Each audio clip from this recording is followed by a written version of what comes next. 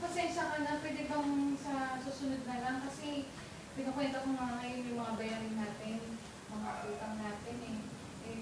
Gusto ko muna sana anak, manghiram tayo sa mga ninang nyo, sa mga kumari ko. Sige po na, susubukan ko po. Pipilitin ko na lang po. Susunod na lang. Rachel? Yes, ma.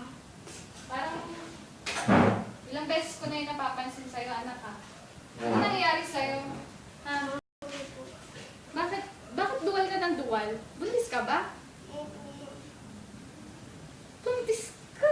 Naku po! Sino ang katay niyan? Si Jo Marie po. Si Jo Marie?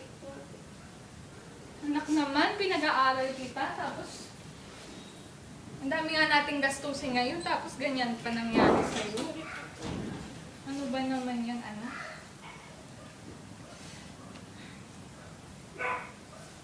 Ay, ano po?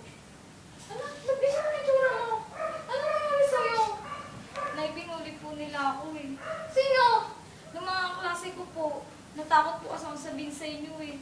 Kasi sabi po nila, kailan pa yan? Ano? Maupo ka na. Kailan pa yan, Lunay?